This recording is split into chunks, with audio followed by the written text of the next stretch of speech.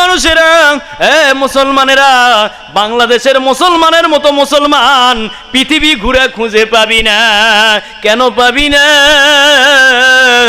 এই বাংলাদেশের মানুষেরা এখনো দরুদ সালাম পড়ে দাঁড়ায়া দাঁড়ায়া কান্দা কান্দা গভীর রাত্রে নবীর প্রেমে দরুদ পড়তেছে, কেউ দাঁড়ায়া কেউ বসিয়া দরুদ পড়ে পড়ে কান্দতেছে।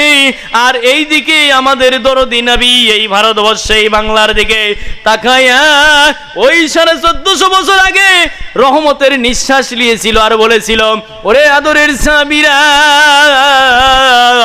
আমি এই মদিনার ছাদের উপর থেকে, এই মসজিদে নববীর ছাদের উপর থেকে আমি উত্তর দিকে আমি তাকায়া আমি শান্তির নিঃশ্বাস ফেললাম। তোরা বললি কেন? মুস্কি হাসি দিলেন। আর এই দিকে থেকে কেন আপনি হাউমাউ করে কাঁদতেছেন নবী?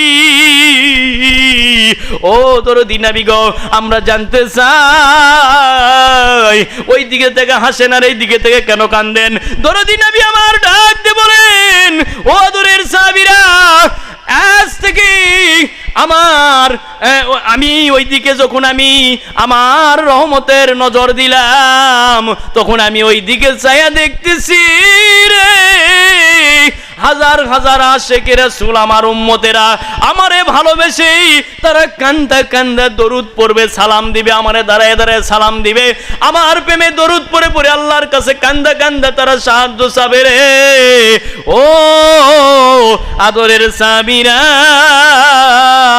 তাই আমার ওই সমস্ত আশিকদের সুগন্ধি আমার লাকে লাগলো রে।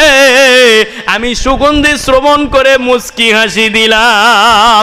আর এইদিকে যাই আমি কাঁদলাম কেন?